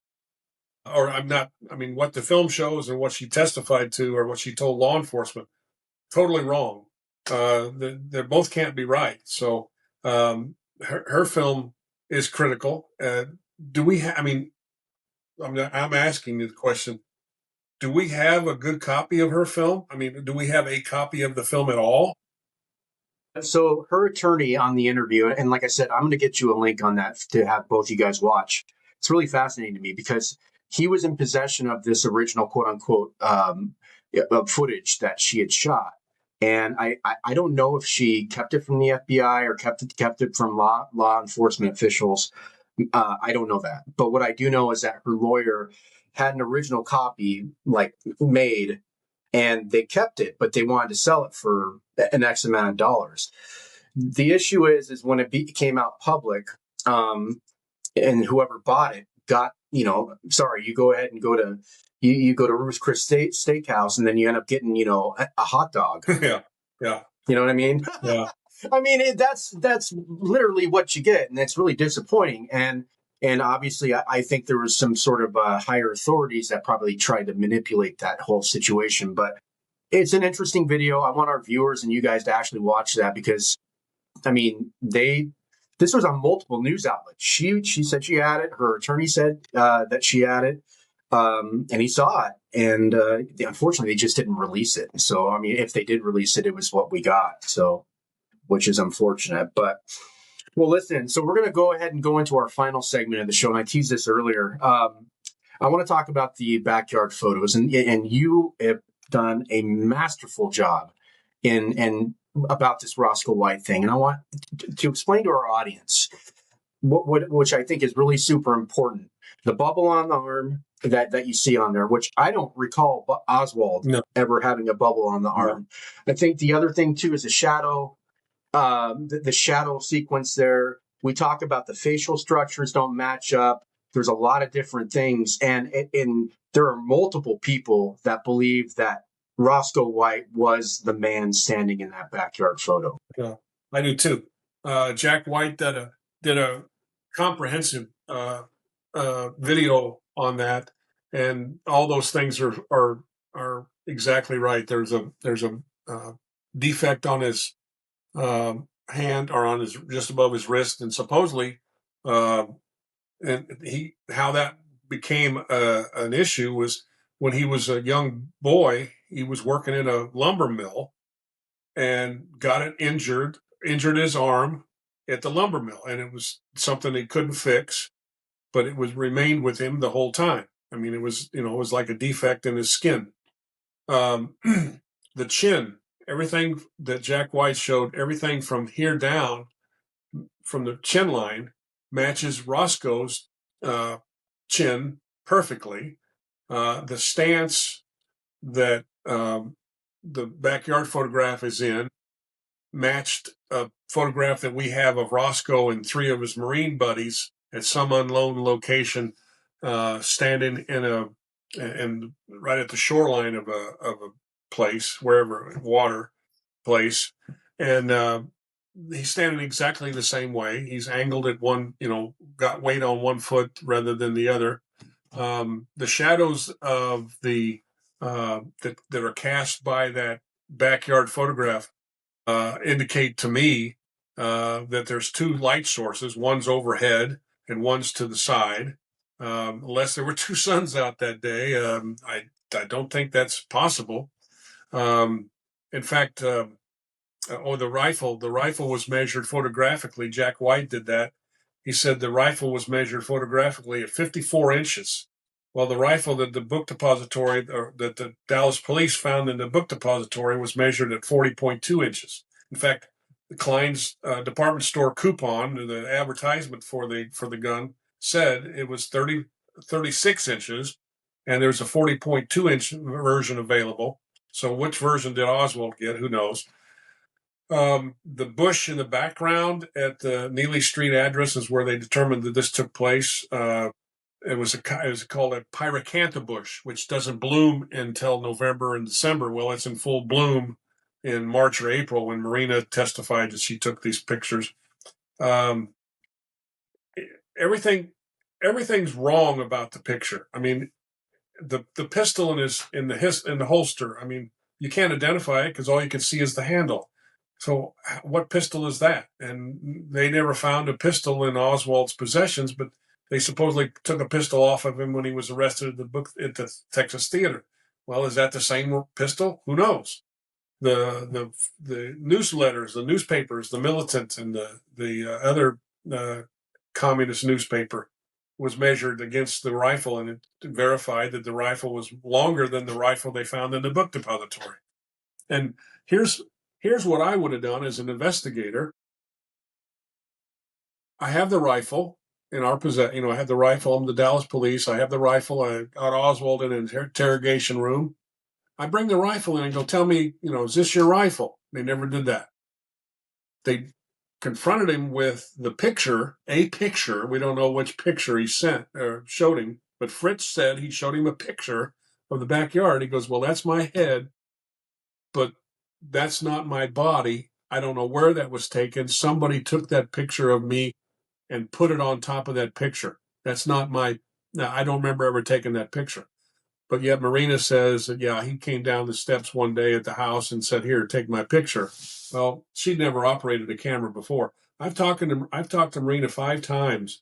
I interviewed her for a week in 1999 in Kansas City. She doesn't remember ever taking those pictures. She goes, I remember holding the camera, but I don't remember him standing there like that with that outfit. In fact, they never found the black shirt and black pair of pants. So why are they trying to make Oswald look like a bad guy when he probably wasn't? You brought up a really good point. And if they were as poor as people made out to him, that you know, he would still have the shirt and he would still have the pants, right? Yep. I mean, I don't know about you. I mean, I grew up in poverty. We had the same clothes for years. I mean, that's just the deal. I mean, you know, if he allegedly, again, if he was that poor, he would have had the clothes available to be found. So that is a great point, Brian. You basically could go, okay, well, I have the shirt, I have the pants, everything to match in this photo with this gun. That basically that proves that it was you. Yeah. They couldn't do that. That's well, and they crazy. And they didn't do that because they knew that wasn't. They probably knew it wasn't him. And when I talked to Marina, one of the first 2 times I talked to her, I asked her, "Did Lee like to spend money?" She goes, "We didn't have money. We had children that were going hungry because we didn't have money. He was making $1.22 an hour at the book depository, and he's living away from me, and we didn't even have food sometimes because we couldn't afford it." Now, where's he getting this? Where's he getting the money for the rifle and the pistol and the newsletters? And how was he able to afford rent at the Neely Street? How was he able to afford rent at the Rubin House? Where's that money coming from? And she told us we didn't have money. In fact, most of the clothes that he had, this is Marina saying, most of the clothes that Lee had, we got at the Goodwill, and I would sew or have, you know, we darn the shirt. If it had a tear in it, I'd have to sew it up. She goes, we didn't have money to spend for that. Where he got this money, who knows? I asked her specifically. I remember asking her, what other income did you have? She goes, we didn't have any other income. I had 2 babies I was trying to take care of, and we had no money coming in, and he's out buying this rifle and a gun. I said, why didn't you divorce his ass right then? She goes, I didn't know how to do that. She's an interesting character. I haven't talked to her for about a year, but she's in kind of poor health and still lives in Texas, and her husband is not in good health. In fact, he just passed away last year. So one of her daughters is living with her to take care of her. But she there's some stories about Marina that I could tell you that would just your eyes would pop out of your head. But she's an interesting person. But yeah, the bottom line is the backyard photographs are fake. There's no doubt that they're fake. For what purpose did they serve? Well, the Life magazine thought it was important enough to cover their February 23rd edition, you know, before they even called one witness. Marina was the first witness they called on February the 3rd. You know, on 21st of February, here's Life magazine, the most influential magazine in the country, showing the picture of Oswald in the backyard holding the rifle, and the caption even said, Lee Oswald with the weapons he used to shoot President Kennedy and Officer Tippit. Well, if that isn't a precursor to what we're going to find, you know, America's going, well, look at that guy. He was so bold. I mean, come on, who does that? Right.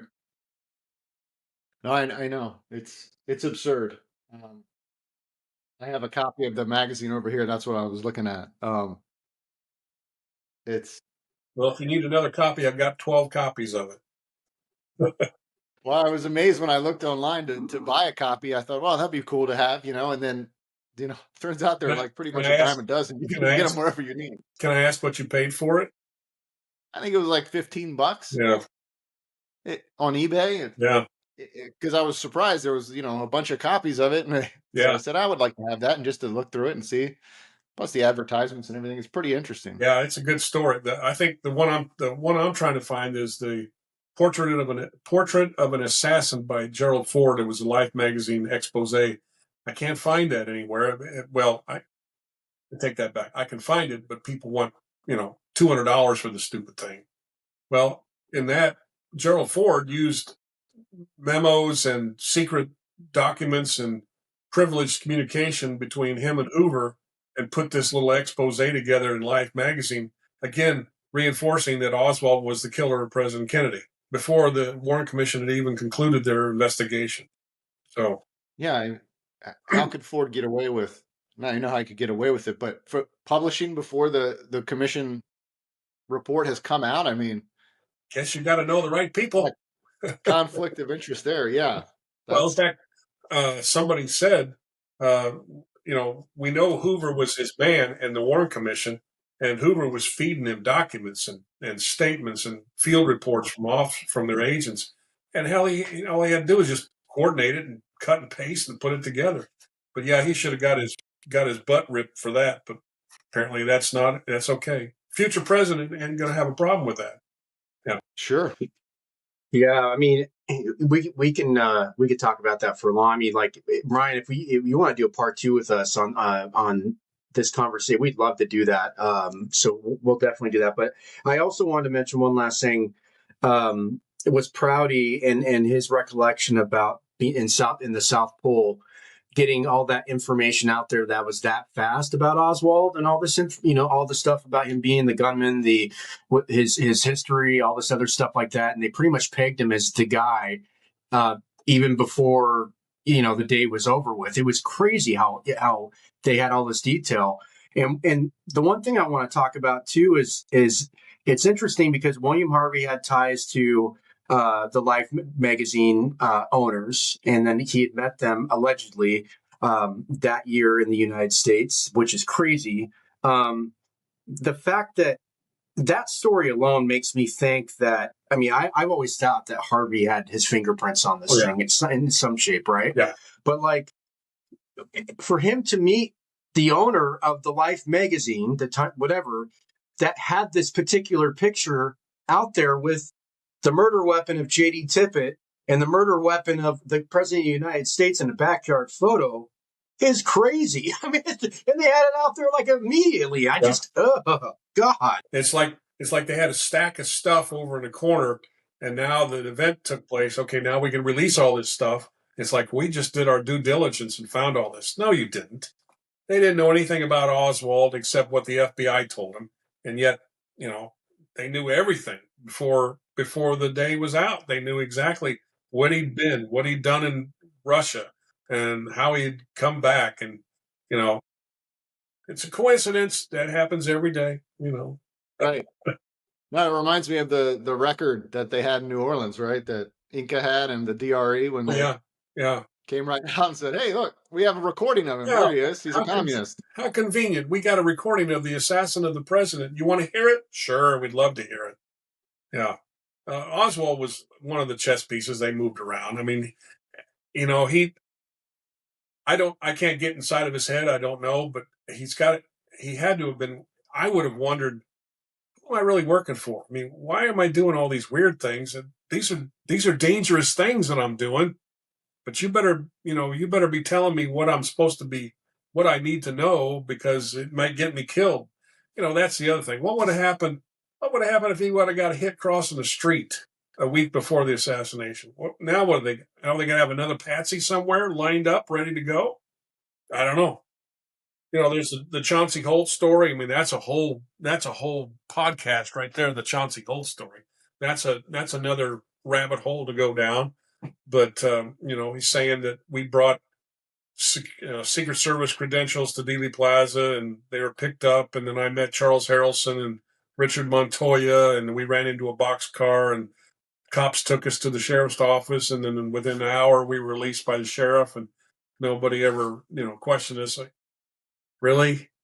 How convenient was that? So there's a lot of stories out there that just you look at and you go, really? That sounds really weird how that would have happened that day.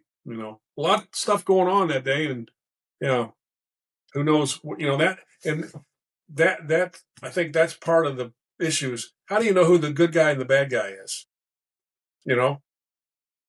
Guy walking around with a gun. How do you know he's not part of the team? How do you know he's not part of the security? People didn't question law enforcement back in the 60s. If the cop told you to get out of here, you do it.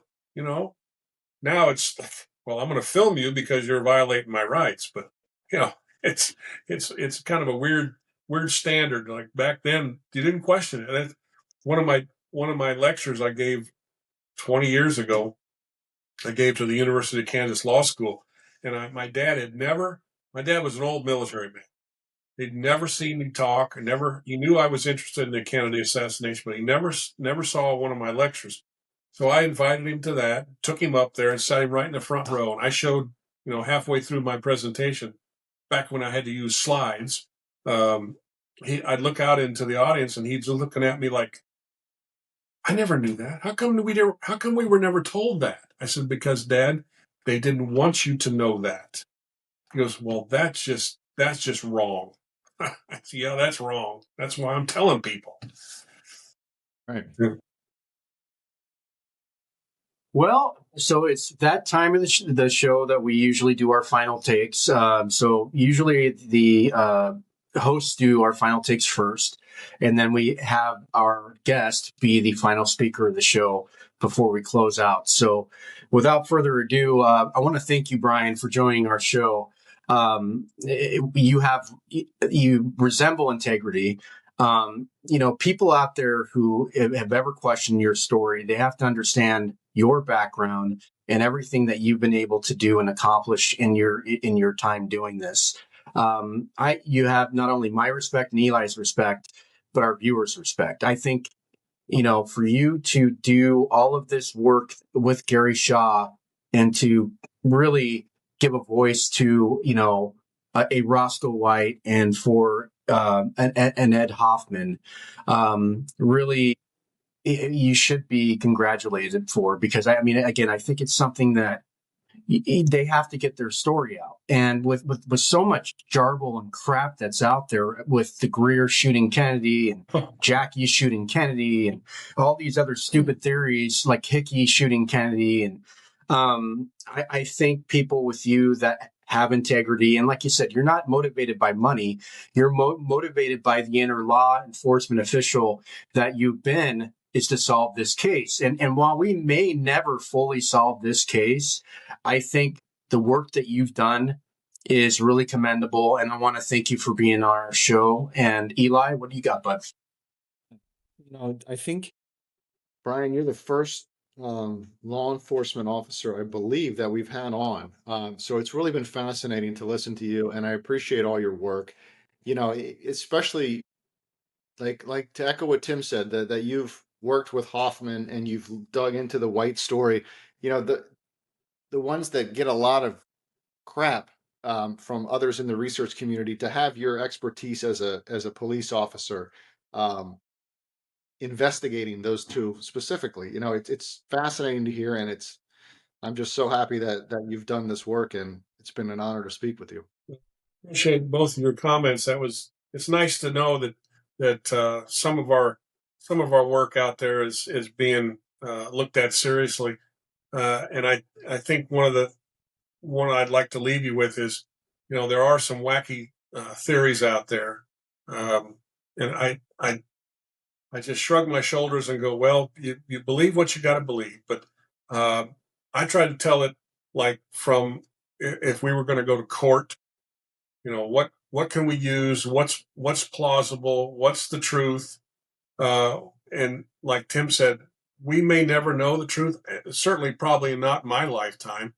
But for future generations, I think it's important to do your own research. Don't take one person's word for it, or one book. I counted, before we did this today, I have 417 books in my library. And I haven't read them all. I have to admit that I haven't read them all because I don't have time, but I've read enough of each story to know where it's going. And I'm pretty selective on what I read, but I have to read everything. I mean, I have to know what's going, what plausible, what nonsense is out there now. But do your own research and find out what makes the most sense. Does it make more sense? Which one of these makes more sense? Lee Oswald, 24-year-old former Marine who couldn't hit the side of a barn, barely qualified with a M1 Garand, shooting at stationary targets over a 3-year period? Or do you believe that Roscoe White, who was an excellent rifleman in the Marine Corps, had contacts with either CIA or Office of Naval Intelligence, who had done work for these folks, was in the police department at the time of the assassination, had access to or had knowledge of Jack Ruby and friendship with Jack Ruby, do you believe that which one of those two makes more sense as a potential participant in this case? Um, that's how I got started in this. Was I read Mark Lane's book, Rush to Judgment, probably like most people my age. That was the first book that was critical of the Warren Commission, and I read it front to back. First book I ever read by myself that I wrote a 100-page or 50-page analysis of it in ninth grade about comparing. What I did was I compared Warren Commission conclusions versus what Mark Lane wrote. And that's what started me down the rabbit hole. So I didn't take everything that the Warren Commission said as verbatim or as the gospel, and then I didn't take what Mark Lane said. But I did my own research, and it's been a 50-year trek through, the fields of nonsense and to get to the real story. I think talking to people, like Gary Shaw used to do, he'd go out and knock on doors and say, "Hey, can I talk to you?" Back then, that's how you did it. You actually showed up at their home or invited them to your home or you met them someplace. Tell me what you know. Tell me what you saw. That's how Gary was able to get a lot of the pictures he was able to. He actually went up to these people's, like Wilma Bond, for example. He went to Wilma Bond's house. Her name was printed in the Warren Commission, along with her address. So Gary lived in Dallas, knocked on her door one day and said, "Hey, I understand you took pictures of the assassination. Can I make copies of it? Could you make copies of it for me?" So Gary said she cracked the door just enough so you could see her eyeball, and she goes, "Who are you?" Gary gave her a card, said, "I'm an architect and I'm living in Dallas. I'm a researcher." He said about 3 or 4 days later, he gets a box of slides from Wilma Bond, first generation copy. That's how he got all of his stuff. So Gary, I'm following Gary's mode is, go right to the source, So everybody who studies this case has their own opinions. And some people may listen to this podcast and go, "Oh, he's full of it. He doesn't know what the hell he's talking about." That's okay. That doesn't bother me. But I know what I know, and I'm gonna keep going until I can't even open a book or look at a document anymore or a picture. I'm just gonna keep going until I can figure it out. I got to tell you, I figured it out 20 years ago, but it's just now I got to prove it. That's the hard part, trying to prove it. I don't know who the shooters were. I think I know where they were. I think I know what their motivation was. Other than that, it keeps me going. I'll figure it out someday. And we're going to get more into that in part two with Brian when we have him back on. And Brian, it's been an honor. Again, he's a co-author of Beyond the Fence Line, the eyewitness account of Ed Hoffman and the murder of President Kennedy. Also, Blueprint for Murder. And of course, admitted assassin, the Roscoe White, and the murder of President Kennedy. Brian, thank you so much for joining us. I mean, this has been such a treat, and thank you for taking the time to do this with us today. You bet. Thank you for inviting me, Eli. Hope to talk to you again soon. Thanks, Brian. Appreciate it. If you guys need any photographs, documents, pictures, let me know. I can send them to you. I got 11. Last count, I have 11,000 photographs on my archives. Oh my goodness! So I've got pictures of just about everything. Wow. Yeah. That's fascinating. Now, do you have those available online anywhere, or are they just in We're working on that. We're trying to put. Great. We have a website. It's called projectjfk.com. It's a repository for researchers. We have a lot of the photographs from Gary Shaw. We're uploading all the documents that Doug Horn was able to collect from his time on the AARB, and that's a massive file. Doug sent me all of that stuff, depositions from people and photographs and sketches and everything. We're uploading that as we speak. Someday, we're going to try to put all my pictures up there because there used to be a great website. Robin Unger had a website that you could get pictures, but it's down. And so I'll just put my pictures out there that somebody can see. No, that's a great idea. I appreciate Yeah, that. and I think this is also an opportunity for both of you guys, and well, not only for me as well, but I mean, like, to kind of work together on this because with Eli and his indexing charts that he's doing right now, I think it would be a great corroboration if we could talk about that too sometime. So, but Brian, it's been an honor, and like I say to our audience every episode, the truth is out there. We'll see you next episode. Thank you. Thanks.